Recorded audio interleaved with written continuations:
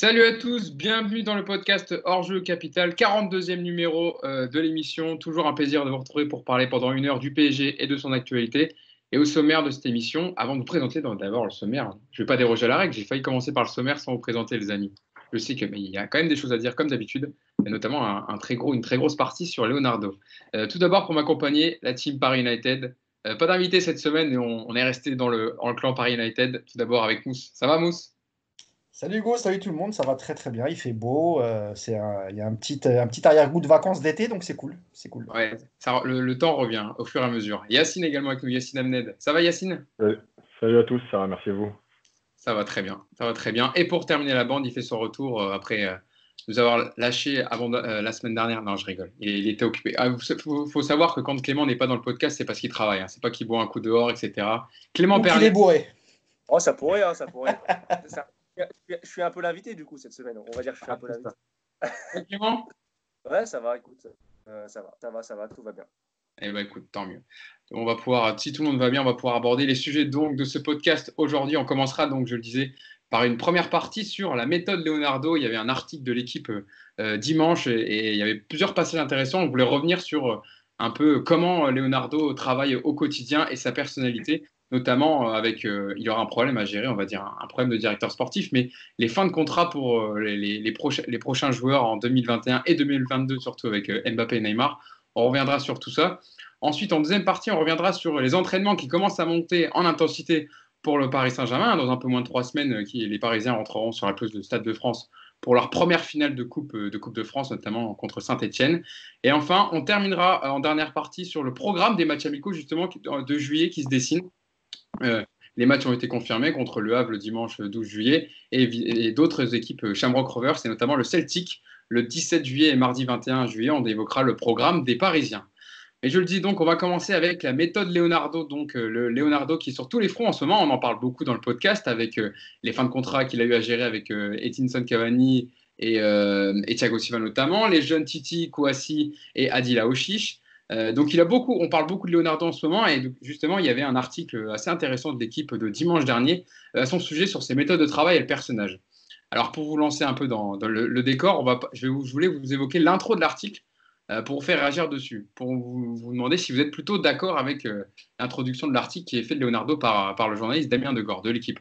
Alors je cite l'intro de l'article. Leonardo demeure ce personnage fascinant, intriguant par endroits, toujours charmeur, souvent insaisissable, qui refuse de s'adosser à un réseau ou à des agents et revendique la culture du secret et de la confidentialité inculquée en Italie. Il considère d'un œil désapprobateur ceux qui s'intéressent à ce qu'il ne les regarde pas et ne se confie pas à grand monde en privé sur les affaires professionnelles, pas même à certains membres de sa famille. Est-ce que Mousse, pour commencer à mettre les pieds dans le plat sur le personnage Leonardo, c'est une bonne description de ce qu'est Leonardo dans les relations qu'il a avec le monde du foot? Moi je trouve que c'est un peu trop élogieux. Après je pense qu'ils se connaissent, donc c'est un peu normal, hein, ça je vais pas critiquer Entre ça. Damien Degord et Leonardo, tu veux dire Ouais, tu sais, tous les compliments qu'il fait au début, tu vois, par exemple, à contrario, si tu prenais ce qu'écrivait Damien Degord et même Arnaud Herman sur, par exemple, Antero Henrique, c'était pas du tout du même acabit, hein, c'était de la critique très virulente. Voilà, J'ai cru que Leonardo, Enrique était beaucoup plus, on va dire, à fermer les frontières, on va dire, à ne rien laisser filtrer. Euh, surtout il leur parlait pas. voilà, il leur C'est parlait surtout pas ça. du tout, donc voilà, ils n'avaient Exactement. aucune info à sortir. C'est exactement ça. Après, là, le seul truc où je dirais, je suis peut-être pas trop d'accord avec ce qu'il a écrit au début, c'est quand il dit qu'il n'est pas affilié à un ou des agents. C'est faux. Tous les directeurs sportifs, souvent, ils sont affiliés à. Ils ont des préférences, ils travaillent en général avec des agents. Ben, c'est des questions de confiance, hein, ce qui est tout à fait normal. Hein. Pour le reste, c'est un peu ça, effectivement. Quelqu'un qui ne communique pas beaucoup. D'ailleurs, tu le vois, hein, il est très discret. Il donne des interviews et puis il les espace. Tu vois, il est souvent 1 mois, 2 mois. Et puis quand il parle, il dit tout d'un coup. Et puis après, il silence radio. Et dans sa manière de travailler, de ce que je sais, par exemple, au sein du Paris Saint-Germain, personne ne sait exactement quelle piste il suit. Il n'y a pas de, tu vois, il y a pas de réunion avec la cellule de recrutement, etc., etc. D'ailleurs, il y a un membre éminent de la cellule de recrutement qui va quitter le PSG. On en parlera un peu plus tard. Je ne vais pas dévoiler son nom, mais voilà, c'est un très, très bon élément qui est au club depuis très longtemps. Et ben, Leonardo va le faire partir. comme il a fait partir tout le clan des Portugais qui avait fait venir Antero Henrique, qui bossaient aussi. Alors certains étaient mis en place au camp des loges, d'autres à la cellule de recrutement. Et un par un, il les a fait dégager. C'est quelqu'un qui veut le pouvoir absolu. Alors, quand l'équipe dit qu'il est secret, ça c'est vrai. C'est très très difficile d'avoir des informations sur ce que fait Leonardo aujourd'hui. Après, il est critiquable, j'en parlerai un peu pour laisser la parole à mes camarades, mais il y a des côtés où, et notamment sur les fins de contrat, pardon, où les deux contrats qui n'ont pas abouti pour Kouassi et Aouchiche, à Doha, ils n'étaient pas forcément très très contents parce qu'on l'avait prévenu, Leonardo, que c'était des dossiers très compliqués. Et de ce qu'on m'a dit, il a pris ça à la légère en disant vous inquiétez pas, je sais ce que je fais, je suis de retour, ça va pas se passer comme ça, etc. Et faut dire ce qui est, il s'est planté sur ces deux dossiers. Donc voilà. Ça me fait penser, moi, ce que tu disais, j'en parlais avec Clément pour un projet. Clément, tu avais contacté Leonardo à plusieurs reprises. Au début, quand il était revenu dans la capitale, au début, il te répondait. Et là, il a tendance à plus trop lire ou à répondre aux messages. Donc, c'est vrai que ça fait partie aussi du mythe de Leonardo. Ah, c'est marrant ce que tu dis parce que j'allais en parler justement. C'est un vrai charmeur. Damien Degord parle de charmeur. Ça, c'est la vérité. Et pour l'avoir croisé plusieurs fois au camp des loges, et je pense que Mousse l'a dû le croiser aussi quelques fois, même avec nous, les journalistes, il sait y faire. Il sait charmer, il sait nous mettre bien, il sait nous renvoyer une belle image positive. Et voilà, et c'est pareil dans les médias, c'est pareil dans ses interventions, c'est pareil au parc. Ça, c'est un vrai atout quand tu dois dialoguer, quand tu es un interlocuteur avec les clubs, les agents, les joueurs, quand tu dois attirer en tant que directeur sportif. C'est un vrai atout.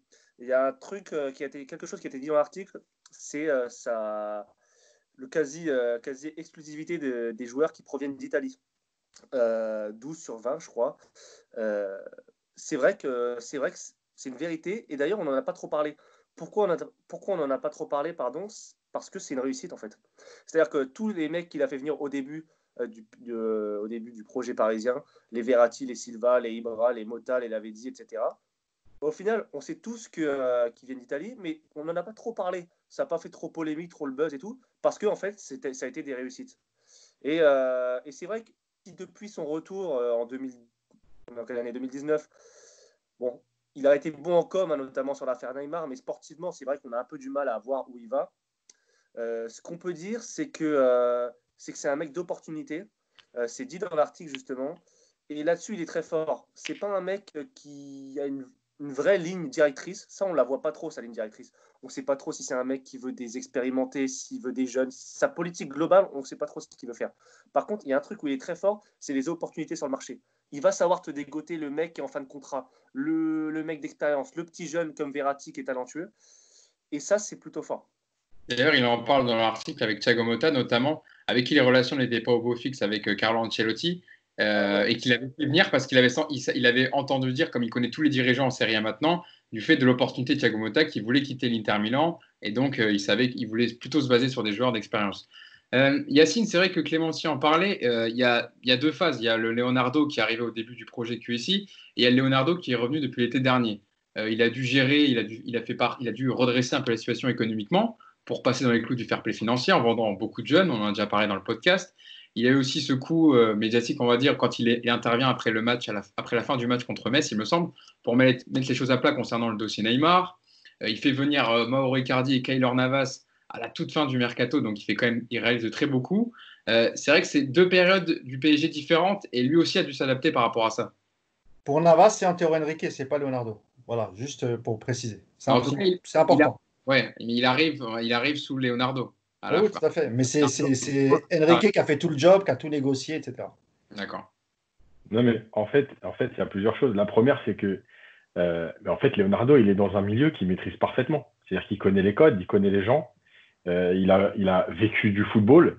C'est un mec qui a beaucoup bougé, donc il a une énorme culture. Il parle plein de langues. Il a habité au Japon, au Brésil, en Espagne, en France, en Italie. Faut savoir que Leonardo, quand il était joueur, il n'avait pas d'agent. Donc, c'est aussi quelque chose à prendre en compte parce que, justement, s'il n'avait pas d'agent, c'est qu'il y a des raisons à ça. Donc, ça a toujours été un mec qui, quand il était joueur ou aujourd'hui directeur sportif ou quand il est entraîneur, en fait, il maîtrise tout ce qu'il y a autour de lui. En tout cas, il veut tout maîtriser.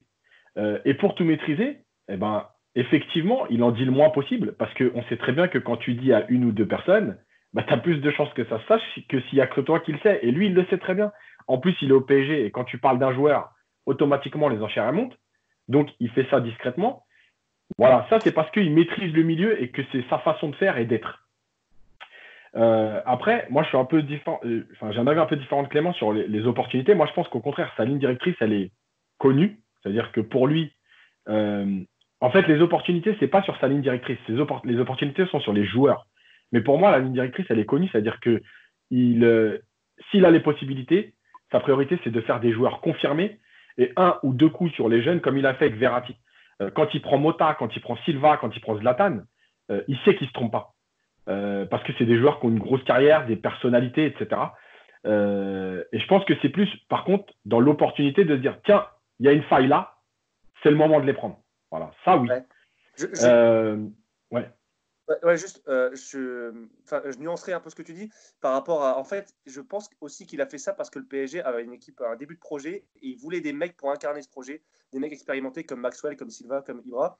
Donc, tu as raison, c'était le cas au début. Aujourd'hui, on ne sait pas trop si c'est toujours le cas. On ne sait pas trop s'il veut toujours faire venir des mecs Le expérimentés. fait que j'évoque, il y a deux époques, il est à deux époques différentes du projet QSI. Après, il y a aussi deux époques au niveau financier. Il y a une première Est-ce époque. qu'il n'y a pas le fair play quand il arrive? Et voilà. Donc là, maintenant, il est, entre guillemets, gêné par le fair play financier. En tout cas, il doit en tenir compte. Et c'est un vrai problème parce que tu ne peux pas dépenser comme tu le fais au début. Et tout ce que tu fais, en fait, il y a toujours un calcul dans ce que tu vas vendre, dans ce que tu vas acheter, dans ce que tu vas prolonger. Voilà, l'histoire de Kurzawa, elle est parfaitement significative de ça. C'est-à-dire que Kurzawa, tu le prolonges parce qu'à ce moment-là, c'est peut-être la meilleure solution et ce qui va te coûter le moins cher par rapport à tout ça. Et le moins de risques. C'est-à-dire qu'il est déjà au club, il est intégré au groupe. Voilà. Donc, il s'adapte. Voilà, il s'est dit dans l'article, c'est un caméléon, mais c'est la vérité. C'est-à-dire que déjà, je pense que quand tu parles cette langue, c'est que déjà, au niveau caméléon, t'es pas mal. Mais en plus, c'est un mec voilà, qui a connu tellement de cultures différentes entre le Brésil, le Japon et l'Europe. Le mec, il s'est adapté partout et il a été bien vu partout. Et la dernière chose sur laquelle je terminerai, c'est ce qu'a dit Clément. C'est-à-dire qu'en fait, le côté charmeur, il sait très bien que quand tu as ce côté un peu souriant, même si c'est fin, etc. En fait, c'est compliqué de dire du mal de quelqu'un qui t'accueille, qui te dit bonjour. Juste te dire bonjour, parce qu'on sait très bien que dans ce milieu-là, il y a beaucoup de gens qui passent devant toi et ne te calculent même pas. Et juste te dire bonjour avec le sourire, ça va, juste, mais il s'en fout en fait. Mais c'est pas grave. Et en fait, c'est très compliqué après pour un journaliste de le dégommer quand le mec, voilà, il est tranquille et tout. Donc voilà, et il sait ce qu'il fait dans la com, comme l'a dit Mousse. Il donne des interviews ponctuelles, c'est toujours à des moments bien précis. C'est après une succession de choses. Il dit ce qu'il a à dire, il disparaît pendant 2 mois, il fait ce qu'il a à faire, et voilà. Donc, et puis c'est lui qui choisit son média dans lequel il va s'exprimer, il choisit les journalistes, limite il demande à avoir les questions avant. C'est pour ça que parfois, moi, sur les réseaux, je rigole un peu quand je vois des masterclass de Leonardo. Non. C'est ce que je disais tout à l'heure quand je disais. Ouais. Il veut tout maîtriser. C'est-à-dire qu'il veut maîtriser le média auquel quand il vient au CFC à la fin d'un match, il sait très bien pourquoi il vient à la fin de ce match. Je peux vous donner les coulisses de ça, hein, puisque j'y bosse au CFC. À la base, en plateau, il voulait avoir Leonardo, mais Leonardo dit « Je veux bien venir en plateau uniquement si vous me posez telle et telle question. » Ah oui. Donc, qu'est-ce que tu veux dire? Tu vas dire non, finalement non, et puis on te laisse parler à un autre média et dévoiler ce que tu veux nous dire. Donc finalement, évidemment que tu acceptes. Et du coup, Leonardo, vous avez entendu, Hervé Matou lui pose une première question. Alors, comment vous pensez par rapport à Dortmund, la situation ne va pas très bien, etc. Est-ce que vous avez peur et tout? Il dit mais. Et après, lui, il t'amène où il veut. Il dit oh, peur, mais pourquoi on aurait peur? On a les meilleurs joueurs du monde, on a Neymar, on a Mbappé. Enfin, c'est la méthode Leonardo. Donc, il a voulu rassurer, dire on est calme. Il avait un message à faire passer. C'est ça, et en fait, il se sert du média pour faire passer son message. Voilà, c'est aussi simple que ça. Voilà, il maîtrise son domaine, il maîtrise les sujets, il maîtrise l'environnement. Voilà. D'ailleurs, on avait parlé de l'ITV qu'il avait donné au JDD, où on ne l'avait pas entendu depuis quelques temps. Il y avait quand même des sujets assez lourds, comme les fins de contrat de Cavani, Thiago Silva. Hop, il est arrivé, il a fait pendant tout le coronavirus, surtout, on n'a entendu personne au PSG. C'est ça. Ce qu'il a fait, en fait, comme on n'était pas loin de la reprise, eh ben, il a débarrassé Tuchel de toutes ces questions. Donc, il a tout pris avant la reprise. Comme vous vous rappelez, il y a eu une conférence de presse de reprise.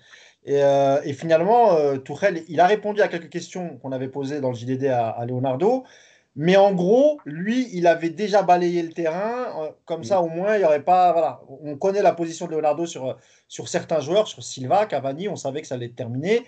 Et ça me rappelle en fait la première conférence de presse après Neymar cet été, avant qu'il mette fin aux discussions. J'étais au camp des loges, c'était les premières conférences de presse. Et avant que Tuchel arrive, donc je crois que c'est Yann Guérin qui était responsable du service presse qui est venu nous dire, il nous a fait sortir de l'auditorium pour nous dire Leonardo, il veut vous parler avant que le coach arrive. Et en fait, il a dit posez-moi toutes les questions, vous avez 10 minutes, mais les questions que vous me posez, vous ne les posez pas au coach.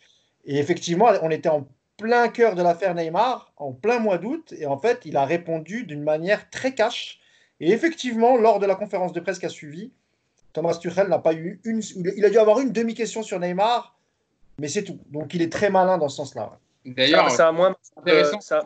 Je te laisse parler, Clément, juste, et ça me fait penser, Mousse, qu'on a beaucoup dit, après l'élimination contre Manchester, que Tourelle était seul dans la tempête. Antero Henrique ne parlait pas du tout. Il a laissé aller au feu les conférences d'après sur les matchs de Ligue 1, etc. Il était tout seul à répondre. Il n'y avait aucune communication officielle du club à part lui. Donc il était obligé de répondre et de prendre toutes les questions. Et au bout d'un moment, c'est pour ça, je pense qu'il a dû. Mais rappelle-toi, Hugo, pareil pour Unai Emery sur la.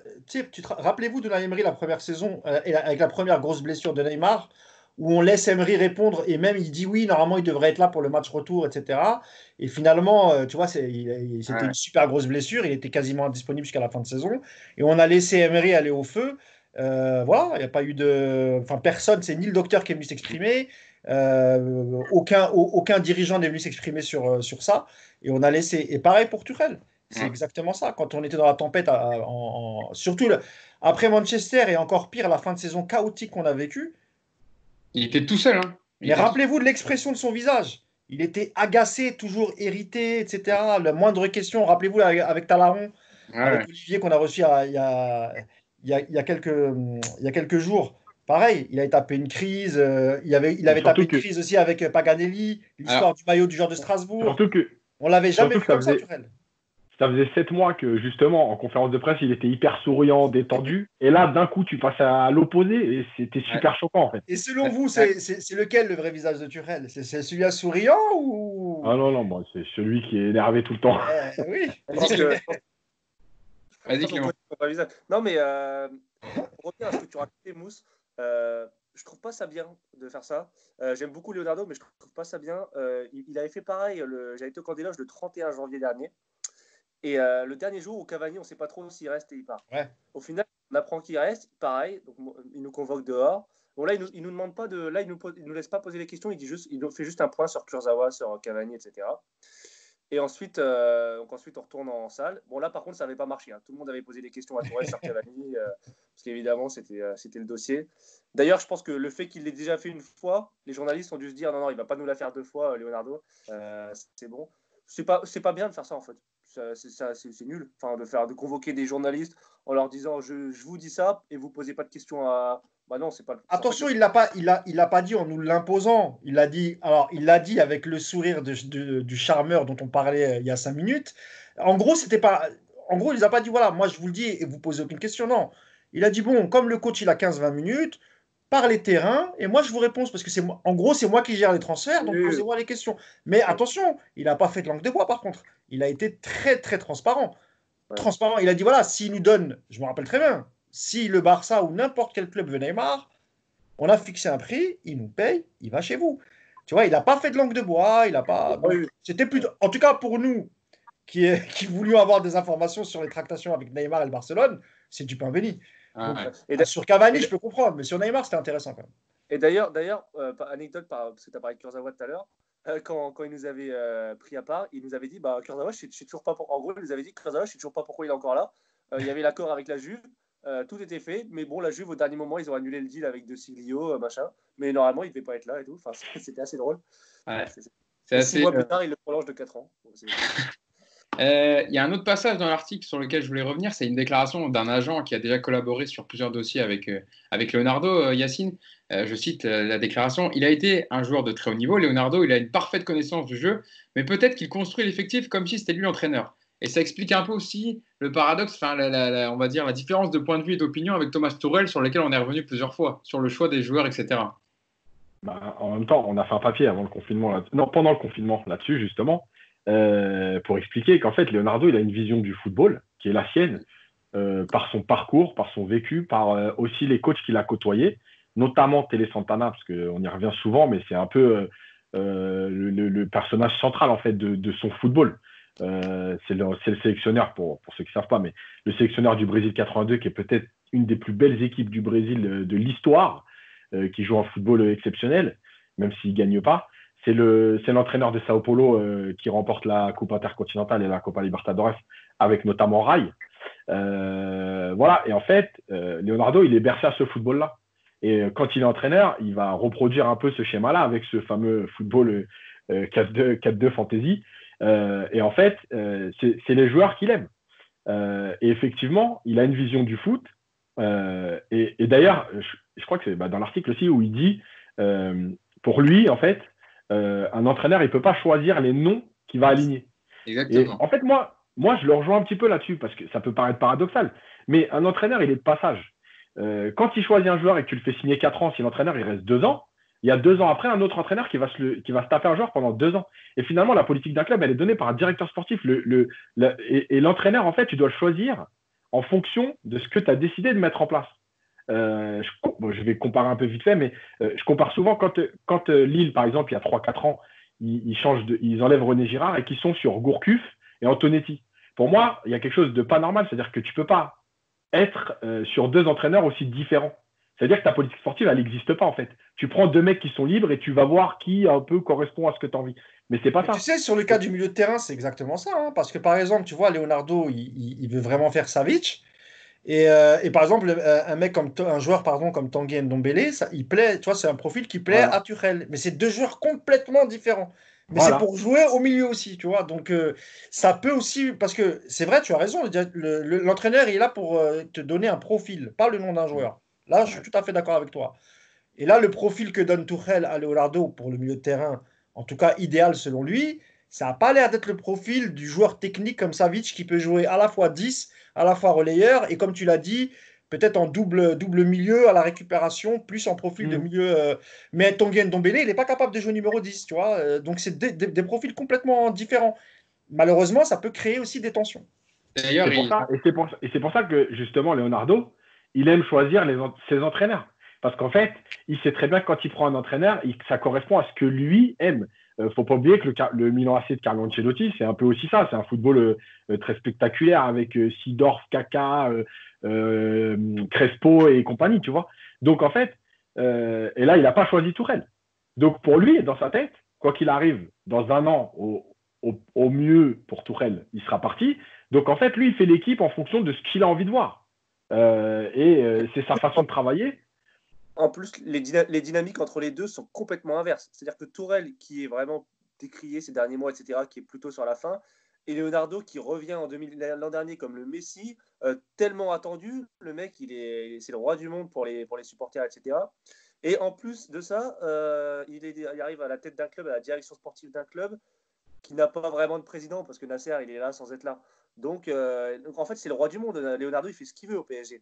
Et quand il voit la situation de Tourelle, qui est plus que sur la sellette, parce que voilà, Tourelle, il fait ce qu'il veut. En fait, c'est compliqué, c'est dangereux. Hein. Ça peut être dangereux. Ça n'est pas forcément là à court terme, mais à terme, ça peut être dangereux si le mec fait ce qu'il veut, quoi. Après, juste, je peux rebondir sur El Khalifi, c'est que après, c'est une image française, c'est-à-dire que le président un peu effacé. Je suis désolé, mais en Angleterre, je vous demande de citer les 10 premiers de Première Ligue et de me citer les noms des présidents, vous les connaissez. C'est vrai.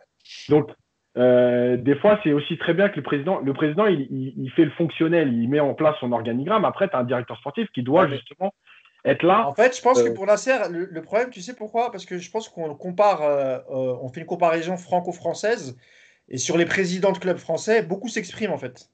Et Nasser, il ne s'exprime jamais alors qu'il est à la tête du plus gros club du championnat de France. Et à côté de ça, tu as des présidents qui gèrent des clubs moyens ou des petits clubs, et tu les entends faire les caliméros quasiment une fois par semaine, soit en zone mixte, soit après les matchs, parce qu'ils ont, tu vois, ils se plaignent de l'arbitrage, ils se plaignent du calendrier, etc., etc. Et en fait, je pense que c'est aussi pour ça qu'on remarque le silence de Nasser, parce que si tu le compares par exemple à son homologue lyonnais, C'est le jour et la nuit, tu vois. Tu en as un qui est dans la surcommunication, et puis tu en as un qui est Mais, beaucoup plus discret et qui laisse un peu Leonardo aller au front, etc. Parce que sans doute aussi, il estime que Leonardo, il est peut-être mieux placé que lui, ne mais si serait-ce que tu le par la compares, barrière de par la exemple, langue, etc., etc.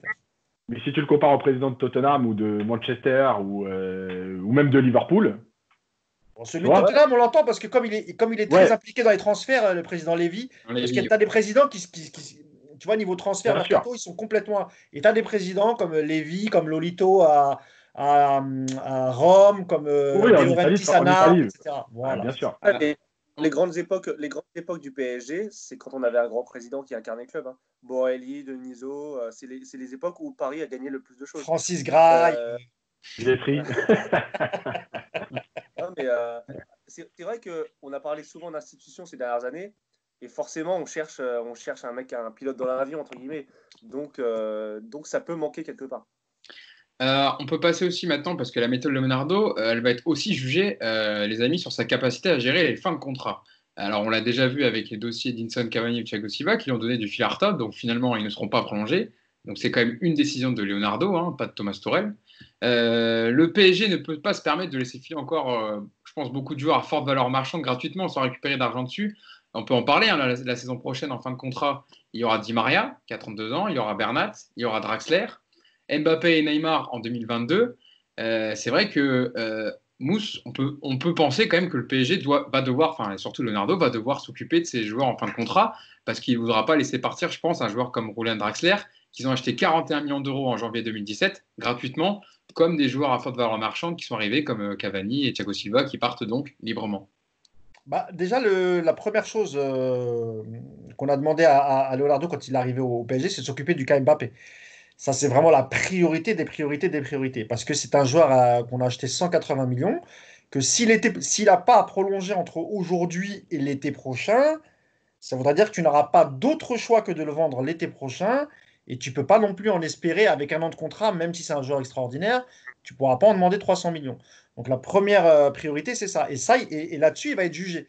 Parce que s'il ne réussit pas à faire prolonger Mbappé, je suis pas sûr qu'à Doha, vous comprenez ce que je veux dire? Pas sûr qu'on lui renouvelle sa confiance l'année d'après. Parce que lui, il est venu aussi pour ça.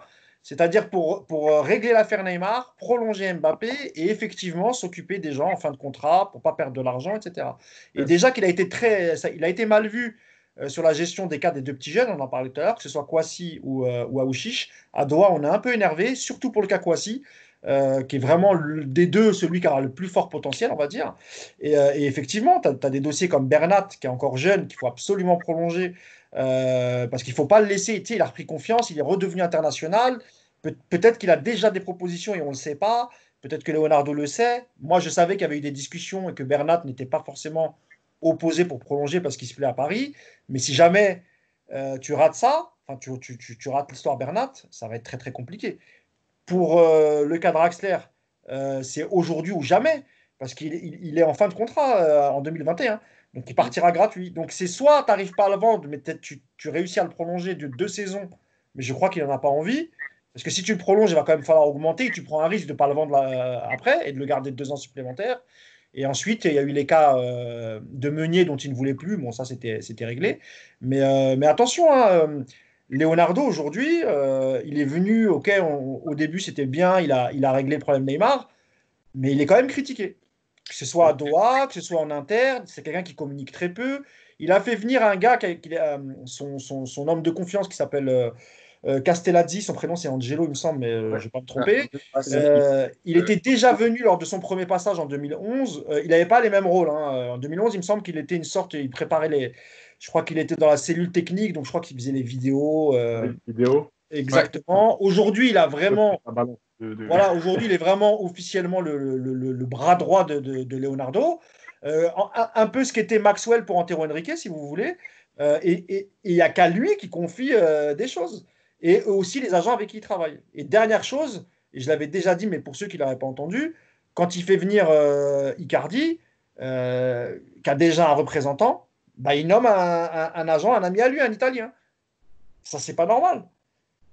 Icardi, il a Vanda pour gérer ses intérêts. Pourquoi tu ramènes un intermédiaire italien pour ficeler le deal? C'est bizarre. Voilà, Leonardo, c'est pas non plus l'alpha et l'oméga, quoi. Il a des super bons côtés sur la communication, etc. En 1 an, il a fait plus qu'Antero en 2 ans, ça c'est vrai. Mais ne pensez pas que au sein du Paris Saint-Germain, il est vu comme un dieu. Non, il est plutôt craint voire on se méfie de lui. Et dernière chose, et je m'arrête parce que j'étais un peu long. Oui. Les joueurs aussi, hein. Les joueurs, ils sont plutôt méfiants. Et Neymar, il n'a toujours pas digéré ce qui s'est passé cet été. Il le déteste. Et je m'arrête là. Eh ben, tu termines sur une bonne phrase. Vous voulez des infos, je vous en donne. Non, c'est vrai que pour parler des cas des joueurs en fin de contrat, même de l'article, d'ailleurs, un aparté à côté dans l'article de l'équipe de dimanche, ça en parlait. Des mecs comme Di Maria qui ont 32 ans, là, qui auront 33 ans la saison prochaine. On sait que Leonardo n'aime pas trop prolonger les trentenaires. Pour vous, c'est quoi les dossiers les plus importants à gérer? C'est les situations des joueurs la saison prochaine ou alors des mecs comme Mbappé, évidemment, mais apparemment, d'après l'article, Mbappé, ça devait être géré avant la crise du Covid. Mais du coup, avec le Covid, ça a retardé les négociations et on dit que le clan Mbappé ne serait pas pressé de prolonger. Donc, c'est plutôt compliqué pour l'instant, à mon avis, pour avoir une réunion. Clément. Moi, ce que je savais, que c'est les parents, ils étaient pour. Lui, c'est lui qui freine. Voilà. Mbappé, Neymar, évidemment, c'est les deux priorités parce qu'ils représentent tellement d'argent et tellement pour le projet du club qu'il faut régler absolument ces soucis-là. Et Mousse l'a dit, s'il les règle pas, bah, il aura failli à sa tâche. Là où je nuance ce que tu as dit, tu as dit que Neymar le détestait. C'est loin d'être un souci. Hein. Si Neymar déteste Leonardo par rapport à ce qui s'est passé l'été dernier, c'est une bonne chose. Ça veut dire que Leonardo, il a su être présent et aller à l'encontre des volontés du joueur. Là où Leonardo a échoué cet été, même si on ne connaît pas les tenants et les aboutissants de toute l'histoire, c'est sur le cas Cavani. Comment tu peux laisser ton meilleur buteur partir comme ça alors qu'il reste la Ligue des Champions? Que ce soit Cavani qui est refusé ou le PSG qui est refusé ou peu importe la situation, tu dois t'arranger pour que le mec aille au bout. Donc ça veut dire qu'à un moment donné, il y a eu erreur. Il y a eu aussi problème avec les jeunes qui s'en vont. Là-dessus, je serais un peu plus nuancé parce qu'on en a déjà parlé plusieurs fois et Leonardo l'a déjà expliqué plusieurs fois aussi. Il y a un vrai souci en France avec les possibilités de premier contrat que tu proposes aux jeunes.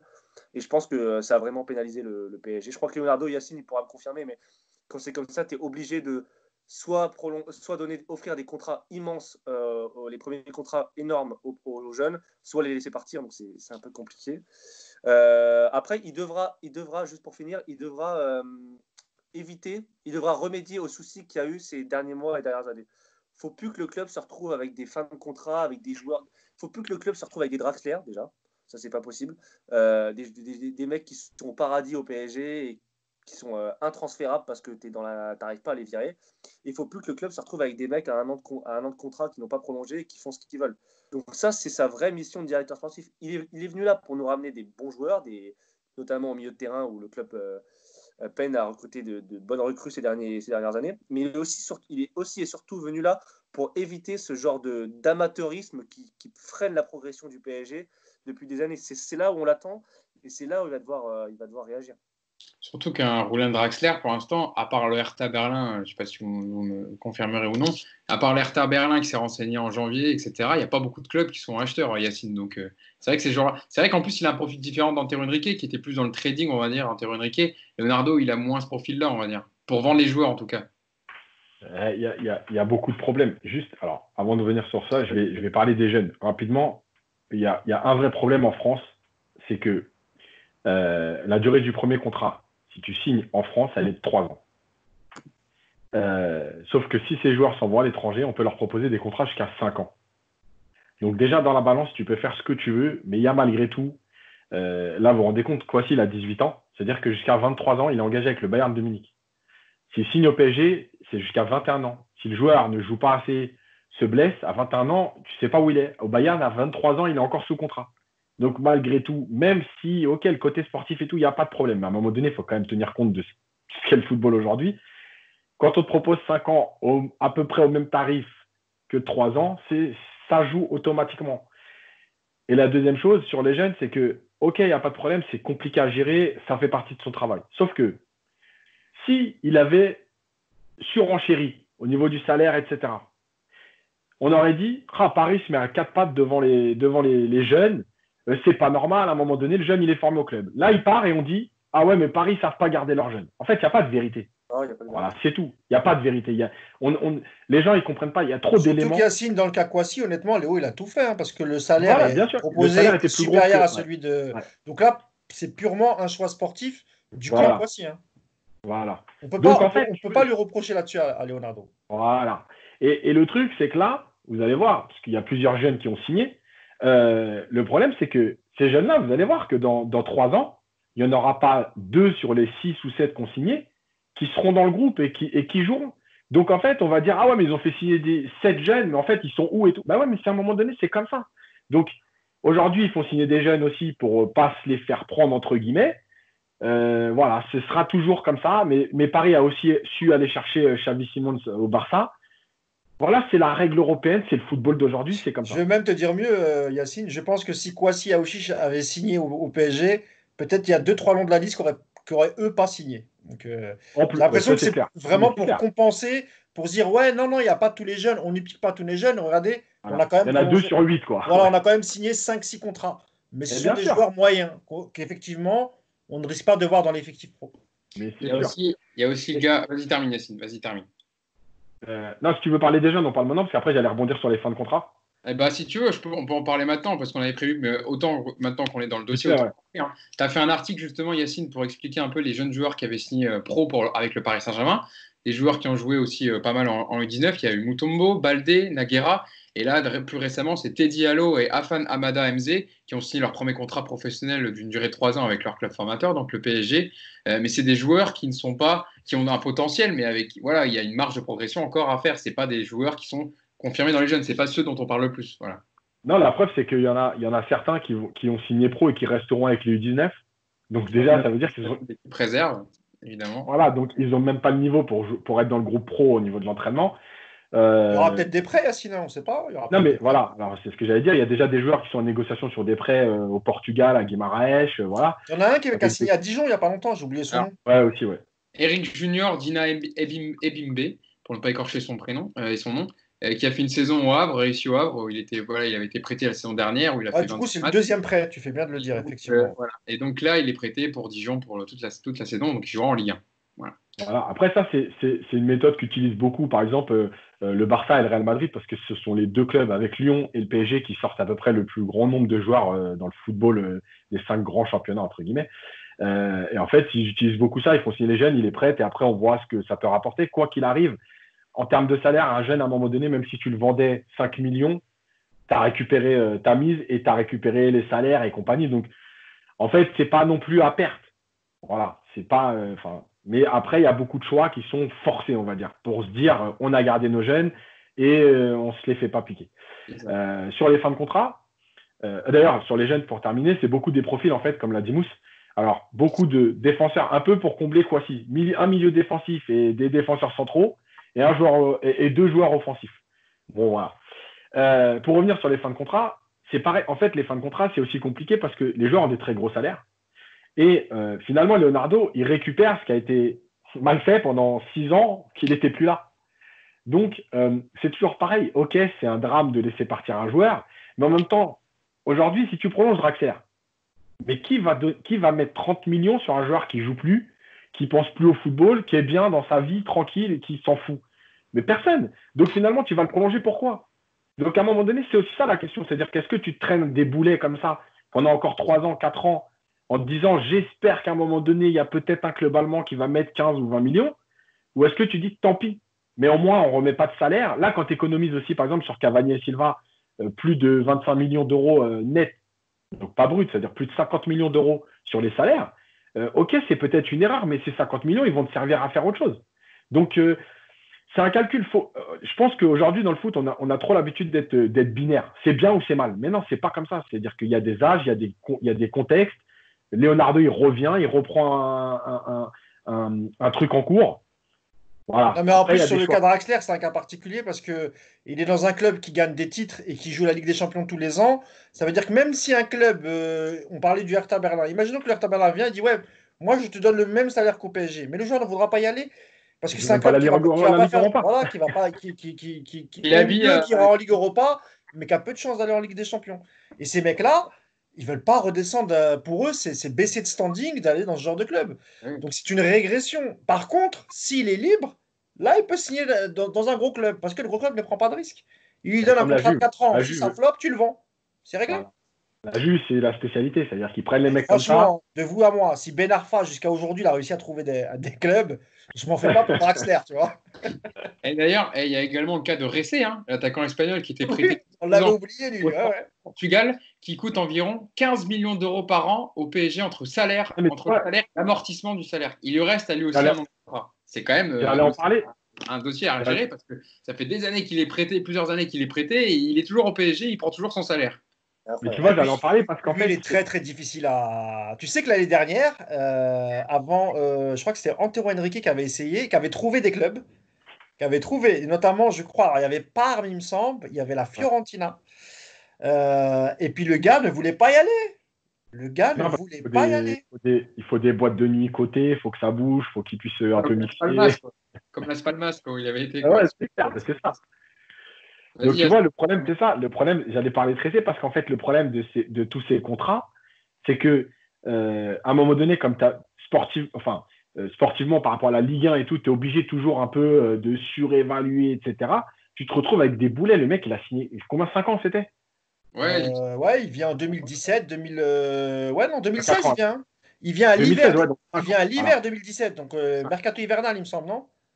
Ouais, donc 4 ans et demi. Donc le mec, mais 4 ans et demi, quoi. Tu vois? Et tu te traînes un boulet qui te coûte autant d'oseille. 4 ans et demi, enfin voilà, donc la gestion de la politique sportive, c'est pas juste de dire on a des joueurs, on va les revendre. La preuve, c'est que lui, personne n'en a voulu. Même en prêt, tu te rends compte, il est parti en prêt. Et au bout de 2 mois, il y a des clubs, ils l'ont renvoyé, ils disent non, on n'en veut plus. Ouais, mais Yacine, à l'époque où il signe au PSG, il a d'autres prétendants, hein. C'était il y a 4 ans, Oui, il non, était non. plus jeune. On se rappelait quand il signe la Coupe du Monde 2014, donc il signe 2 ans après, il fait une belle Coupe du Monde. C'est quand même un joueur qui avait une belle cote, hein. C'est Non, chez non, mais nous qu'il a régressé, etc. Mais à l'époque où il signe au PSG, c'est un joueur qui a une très très belle cote. bien sûr. Non, mais je dis pas le contraire, mais c'est quand je dis, par exemple, là, si tu prolonges un Draxler 3 ans, Oui, oui, oui, oui, je vois ce que tu veux dire. tu vois, c'est ça, voilà, il y a tous ces calculs à faire. évidemment, évidemment, on aura l'occasion d'en reparler, mais évidemment, Leonardo aura beaucoup de boulot encore cet été. On va passer à la deuxième partie sur le programme de reprise des entraînements du Paris Saint-Germain. Dans un peu moins de 3 semaines, les Parisiens entreront sur la pelouse du Stade de France pour leur première rencontre officielle post-Covid pour la finale de Coupe de France face à Saint-Etienne. En attendant, donc, les joueurs de Thomas Tuchel enchaînent les séances pour arriver prêts pour cette première finale. Alors, il y a déjà eu en reprise une semaine de tests, on va dire, de tests physiques, de tests Covid pour la reprise. Mais petit à petit, les joueurs parisiens enchaînent les séances collectives sur le terrain avec ballon. Il y a plusieurs vidéos d'entraînement diffusées par le média du club, par le Paris Saint-Germain, sur lesquelles on se base. Et justement, Yacine, tu avais fait un article sur la séance d'entraînement du jeudi 2 juillet qui met en exergue le fait que les joueurs parisiens effectuent des séances toujours avec ballon, mais en passant une étape supérieure dans l'intensité et dans le jeu. Et c'est assez intéressant pour voir comment, justement, des joueurs qui n'ont pas joué depuis 3 mois des rencontres montent en puissance pour arriver prêts pour les matchs amicaux et pour la première finale le 24 juillet. Bah, en fait, c'est là qu'on voit que le programme il est très serré parce qu'en vérité, les séances de fin de première semaine et début de deuxième semaine, elles auraient dû durer jusqu'à la fin de la deuxième semaine. Tout ce qui est un peu renforcement, travail musculaire, tout ça, avec le ballon. Hein. Mais voilà. Et finalement, on se rend compte que déjà au bout de 10 jours, ils sont obligés de passer à une intensité supérieure parce que finalement, dans 3 semaines plus tard, enfin 2 semaines et demie, ils sont déjà sur le terrain avec un match officiel et qu'il va falloir être prêt. Alors apparemment, et c'est ce que j'avais écrit dans le papier et ça a été confirmé sur certains articles que j'ai lus, effectivement, les joueurs ont plutôt bien travaillé tout seuls pendant la période de confinement et ils ne sont pas arrivés à la rue, ce qui fait qu'en fait, le PSG a pu passer très vite à cette deuxième phase de la programmation sans cramer les joueurs. Parce que le problème, c'est que s'ils étaient arrivés comme quand ils reviennent de vacances avec 3 semaines où ils font rien du tout, voilà, ça aurait été très compliqué. Là, ils sont arrivés plutôt en forme. Et donc, ça a permis de passer. Et là, on l'a vu dans l'intensité notamment de la séance du jeudi. Là, on a senti quand même une montée en puissance où les joueurs se sont donnés. Ça a beaucoup joué, ça a beaucoup couru. C'était hyper intéressant, dans une bonne ambiance. Alors, ça peut toujours paraître un peu bizarre de dire ça, mais ça fait partie. On le voit, il y a beaucoup de sourires sur les visages. On voit les gens qui sont contents de se retrouver. Mbappé qui met des vidéos, Neymar, Verratti, etc. Donc c'est important aussi la cohésion du groupe. Non, mais voilà. C'est toujours important. Et on voit aussi les jeunes qui sont intégrés. On a vu dans la séance pas Aouchiche, Kais Ruiz. Dembélé. Dembélé. Et surtout, on a vu Kais Ruiz sur 2-3 images, en fait, on le voyait un peu toucher le ballon et tout.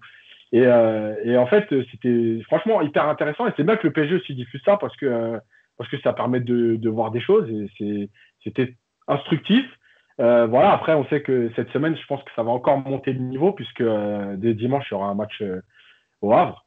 Et puis là, on va se rapprocher très vite de la finale de la Coupe de France. Ouais. Vas-y Clément. Ah, vas-y Clément, vas-y, je parle. Je veux juste dire que j'étais un peu inquiet par rapport au match amical au Havre. Parce que le Havre vient quand même d'enregistrer une grosse recrue là, en attaque avec Édouard Philippe en poste de l'attaquant. Ça a été un peu compliqué pour PSG.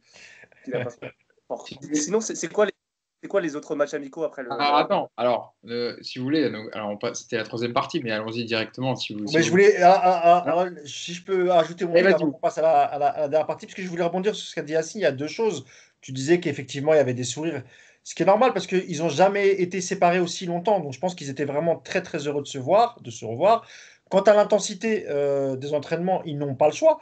Parce que là, ils doivent faire en un mois ce qu'ils font d'habitude en 2 mois quand c'est une coupure normale.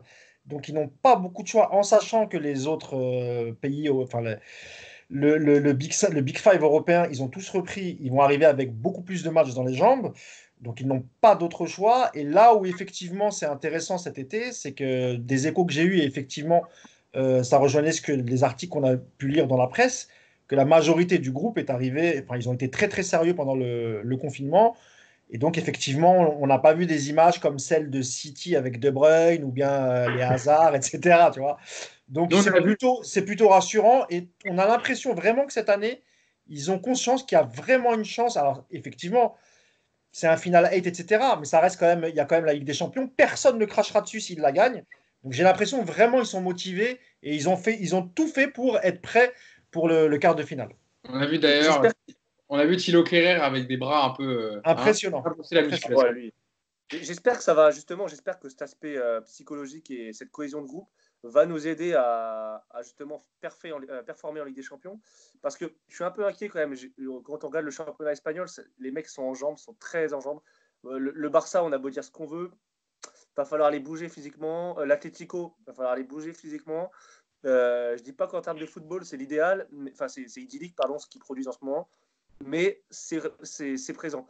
Et nous je ne veux pas être l'oiseau de mauvais augure, mais j'espère que ça ne va pas être juste. Et j'espère que ce côté psychologique et mental va au moins compenser la défaillance ou pas de physique qui pourrait arriver en Ligue des Champions. Vas-y, Yacine. Juste pour finir là-dessus, avant de passer au match amicaux, je l'avais dit, ce qui va manquer, c'est les matchs. Et on le voit, pourquoi ? Parce que, par exemple, la Juve, c'est 2 matchs de Coupe d'Italie, je crois. C'était très poussif, il n'y avait pas de rythme, et on sent que ça monte. Tu parles à la reprise, tu parles, hein, c'est ça. Oui, ils avaient commencé par la coupe, c'est ça. Ouais. Et en fait, on sent bien que plus tu enchaînes les matchs, et plus tu retrouves du rythme, et plus tu es bien. Et le problème, il est là, c'est qu'en fait, ces 2 championnats, notamment l'Espagne et l'Italie, vont terminer très tard dans le mois de juillet.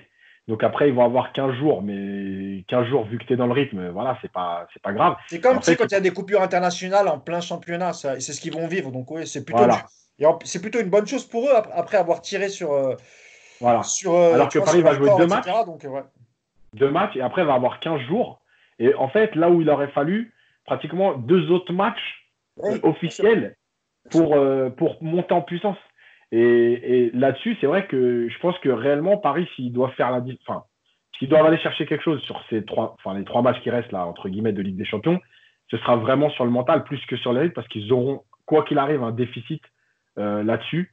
On voit les équipes, par exemple, comme le Barça, ils finissent de mieux en mieux les matchs. Les saisons dernières, c'est ce qui se passait, en fait. Tu sais, pendant la pré-saison, ils faisaient toujours un tournoi international. Et en fait, ce tournoi-là, ils les emmenaient toujours au Trophée des Champions. Donc, en fait, ils enchaînaient des matchs. Et après le Trophée des Champions, en général, une semaine après, tu as le début du championnat. Et effectivement, là, ça ne va pas être le cas cet été. Donc, attention aux blessures. Il faudra vraiment préparer les choses sérieusement. Mais c'est vrai que là, au fil des matchs qui reviennent, il y a de moins en moins de blessures quand même. Les joueurs, on voit quand même moins de blessures. Au départ, les premiers matchs étaient quand même assez catastrophiques. Il y avait pas mal de joueurs qui avaient des problèmes physiques, musculaires. Là, c'est quand même un peu mieux. Il y a Clément qui voulait parler. Vas-y Clément, dis-moi. Ouais, non, je voulais rebondir sur ce que tu disais sur le Trophée des Champions. En plus, on est rarement brillant au Trophée des Champions, si tu te souviens. Franchement, on est On vraiment a pas toujours bon. gagné. Non, on les gagne tout le temps parce que. Dans le jeu, tu veux dire, d'accord. Ouais, franchement, on est très poussif à chaque fois. Moi, je revois les matchs là en ce moment pour le projet et vraiment, on n'est pas bon. Celui contre Monaco, quand à l'arrivée de Dani Alves, il était pas mal celui-là. C'était au Maroc. Ouais. Ah oui, moi j'avais bien aimé, moi. Si, c'était pas mal. Hein. Ceux contre Guingamp, ceux contre Bordeaux. Rappelle-toi Emery contre Lyon, le 4-1. C'était pas mal. Ouais. Il y en avait quelques-uns. D'ailleurs, et Clément, tu parles du Barça, mais pour l'instant, ils ne sont pas qualifiés. Ils ont leur 8e de finale retour à jouer gros Naples. Ce ne sera pas facile. Ils ont fait 1-1 à l'aller. Non, mais d'autant plus qu'en Espagne, à part le dernier match où ils gagnent 4-1, je crois, les 3-4 matchs, j'ai regardé pas en entier, mais au moins une bonne mi-temps. Franchement, dans le jeu, ils n'y arrivent pas, Clément. Hein. C'est pas ça du tout. On va pas parler du FC Barcelone maintenant, mais ouais, c'est vrai que c'est pas de souci. Ils arriveront à gratter un petit péno à la fin. Ça S'ils ont été keen, ouais. On va passer justement au programme des matchs amicaux dont on parle depuis tout à l'heure pour juillet. Donc c'est le diffuseur beIN Sport en plus qui a validé, sans on va dire que le PSG confirme, mais les 3 premiers matchs amicaux donc, du PSG qui seront, si vous le voulez le voir, seront diffusés par beIN Sport. Donc il y aura déjà le dimanche 12 juillet à 19h le Havre Paris Saint-Germain, donc à l'extérieur. Ensuite viendra 2 matchs contre les leaders du championnat d'Irlande. Tout d'abord les Shamrock Rovers, le vendredi 17 juillet à 19h. Puis, de même, 3 jours plus tard, le mardi 21 juillet à 19h, contre les champions d'Écosse, cette fois le Celtic FC, soit 3 jours donc, seulement avant la finale de Coupe de France face à l'AS Saint-Etienne. Donc, ils seront plutôt préparés. Donc voilà, le programme en tout cas est à peu près au clair. Juste, il y a une petite interrogation sur le match entre le PSG et les Shamrock Rovers, qui n'est pas sûr encore de se jouer. On l'a sorti sur Paris United aujourd'hui, d'après un média irlandais, l'Irish Mirror. Les Shamrock Rovers ne savent pas encore s'ils seront autorisés à prendre un vol vers la France dans les prochains jours, puisqu'en Irlande, la situation est encore incertaine à cause de la crise sanitaire actuelle liée au coronavirus. Le gouvernement du pays qui déconseille les déplacements non essentiels jusqu'au 20 juillet prochain, et d'autant plus que les Shamrock Rovers sont censés débuter leur championnat le 31 juillet. Donc, c'est à définir. Sérieusement, le PSG et Lyon, là, qu'est-ce qu'ils ont fait? Ils ont tous les deux la Ligue des Champions à préparer. Ils ne sont pas fichus de s'affronter dans un match amical. Olas et Leonardo, ils ne peuvent pas s'appeler et se dire allez, on se fait un match amical. Ils ont la finale, Clément, déjà. Tu vas pas les rencontrer 2 fois en 2 semaines, c'est bizarre, non? Je sais pas. Ce serait un match à mais Olas voulait, rappelez-vous, hein, c'est le PSG qui n'a pas donné suite. Hein. Ah ouais il voulait faire un tournoi et c'est le PSG qui n'a pas donné suite. Donc bon. Après, sur ça, c'est plutôt des matchs de remise en jambe plutôt que des gros duels physiques. Il y a également une info qui est tombée le lundi, donc hier, sur la capacité de spectateurs qui seront accueillis pour les 2 finales de coupe. Donc les 2 finales qui se joueront avec 5000 personnes spectateurs maximum. C'est le juge des référés du Conseil d'État qui l'a annoncé officiellement ce lundi. Vu que la situation sanitaire n'a pas évolué favorablement, encore on va dire, à la limite de 5000 spectateurs dans les stades est donc officielle. Et c'était une décision, donc, vous savez, qui faisait suite à l'interdiction de rassemblement de plus de 5000 personnes datant du décret du 31 mai. Donc voilà, dans un stade de 80 000 personnes, Mousse, ça va résonner creux. Hein. Franchement, si on devait donner un... Stade de France. Ouais. Si on devait donner un slogan à la fédération et à la Ligue, ça serait le ridicule ne tue pas, et heureusement. Parce que sur un stade de 80 000 places, donc j'imagine que pour des questions de distanciation, les 5 000 ne seront pas regroupés dans la même tribune. Je pense que c'est logique. Donc, on va les éparpiller. Voilà. Sinon, ça sera encore pire, t'imagines? Parce que s'ils mettent les 5 000 dans le même endroit, là, franchement, moi, j'abandonne. Tu vois, vraiment, on est le pays le plus débile du monde. Mais bon, normalement, ils vont être... ils vont être éparpillés dans le Stade de France. Donc, c'est comme si on jouait à huis clos. C'est ridicule. Normalement, la jauge, tu l'as fait à 30, à 20. Là, à la rigueur, tu vois, mais 5000 personnes, c'est incroyable. Moi, j'arrête là. J'ai tout ce que j'ai à dire. Clément, moi, je m'interroge parce que 5000, ça veut dire 2000 Parisiens, 2000 Stéphanois et 1000 officiels, journalistes, etc. Comment ils vont choisir les 2000 Parisiens, les 2000 Stéphanois C'est pas encore mis en place le système de billetterie, etc. Donc, Yacine, je sais pas, vas-y, tu veux réagir dessus. C'est surtout que, vu le nombre d'invités qu'il y a à la Fédé, je suis même pas sûr qu'il y ait 2000 Stéphanois et 2000 Parisiens. Je vous le dis, moi, il y a les sponsors. Moi, je Il y a crois que les c'est gens de la 1000. Fédé. J'ai cru entendre 1000 par club pour les supporters. Et Ouais, franchement, mais je te le dis, moi, ça on ira va pas en plus parler, parce que la Fédé, ils ont un paquet d'invites quand c'est la finale de la Coupe de France. Il y a tous les sponsors et tout. Donc, franchement, T'imagines? Et en plus, c'est des sponsors, c'est des gens qui, c'est les partenaires qui vont pouvoir avoir des places pour les stades et même pas les supporters. C'est dire. ah franchement, ouais, tu penses, ah ouais. tu penses que Saint-Etienne, ça fait je sais pas combien de temps qu'ils n'ont pas fait de finale. Si, si déjà ils peuvent se déplacer qu'à 2000 ou 2500, si on leur dit non, en fait, il n'y a que 800 mecs qui vont pouvoir venir, je pense que ça va faire du bruit. Je pense qu'on va en entendre parler. Ouais, surtout qu'en plus, au début, on avait entendu Kayazo qui disait qu'il ne voulait pas jouer la finale sans leurs supporters. Donc, si tu leur dis que tu as le droit qu'à 800 personnes, ça risque de faire un peu la tronche. Est-ce que vous avez une réaction par rapport à ça, par rapport au programme du Paris Saint-Germain sur les matchs amicaux? Voilà, contre le Havre, Yacine, tu avais fait un papier pour détailler un peu la saison du Havre, etc. C'est contre Paul Le Guen, c'est contre la famille, on va dire. Ouais. Et le problème du Havre, c'est qu'ils ont perdu 2 joueurs quand même importants pour eux. Donc, c'est pas la même. Doucouré et Pape Gay, donc, qui ont été à Lyon et à Marseille, respectivement. Voilà. Après, de toute façon, en général, le premier match, on essaie toujours de choisir une opposition plutôt modérée. Voilà, donc ce sera un bon match. Après, le truc, c'est que de toute façon, on l'avait déjà dit, mais finalement, à part les Allemands, trouver un match contre des grosses équipes, c'est pas possible puisque le championnat anglais, italien et espagnol continuent à jouer. Mais Yacine, je pense que l'essentiel pour le staff parisien, c'est de trouver un club avec lequel il y a peu de risques, il y ait de l'engagement et du coup des risques de blessures. Le Guen, il a joué avec Léo, il faisait partie de la même équipe, ils se connaissent. Donc là, je pense pour le premier match, je pense que c'est normal que tu ne prennes pas de risques. Il y aura 1 milliard de changements. Ils vont peut-être faire 11 première mi-temps et un autre 11 en deuxième mi-temps. Oui, bien sûr. Ah oui, c'est le premier match. Voilà, c'est le match de reprise, oui, voilà. Ça. Après, par contre, Shamrock, les Irlandais, ils ne savent pas faire doucement, je vous le dis. Donc, peut-être qu'ils ont cherché à mettre une. Non, mais je te dis, peut-être qu'ils ont cherché justement à mettre 2 autres matchs contre des équipes un peu britanniques, pas forcément super fortes, mais au moins qu'ils vont mettre de l'engagement. Parce que moi, je vote pour le Strasbourg de Thierry Loret. Pourquoi pas? Non, mais après, tu perds des joueurs. En fait, ce seront 2 matchs où tu vas te faire bouger physiquement. Je pense que c'est plus pour donner du rythme au moins là-dessus, quoi. Parce que finalement, tu ne pourras pas mais bon, face à l'Irlande, face à l'équipe irlandaise et le Celtic, tu auras 80 ou 70% de possession. Oui. Ouais. Mais au moins, ils viennent te chercher dans les pieds à coup de pied. Ouais, mais au moins eux, ils ne savent pas faire de matchs amicaux. Les Britanniques, ils sont toujours à fond. Mais c'est peut-être aussi, à mon avis, je pense que c'est pour ça qu'ils ont pris des clubs britanniques. Ouais. Mais au moins, en plus, tu n'as pas besoin de te déplacer. Comme les deux matchs contre les 2 équipes étrangères sont au Parc des Princes, au moins tu joues chez toi, quoi, déjà.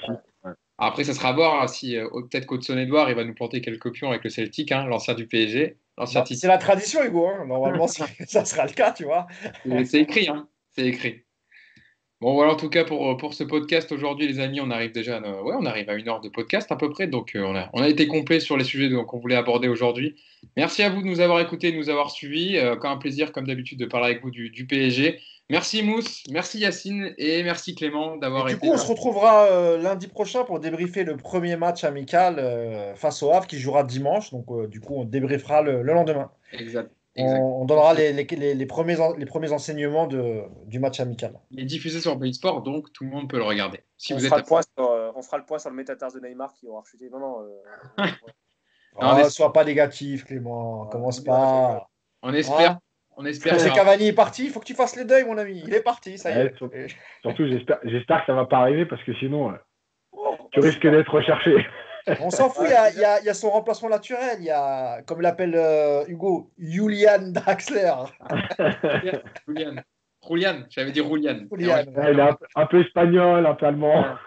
Il a un peu tout. Dans les soirées parisiennes, il a un peu tout.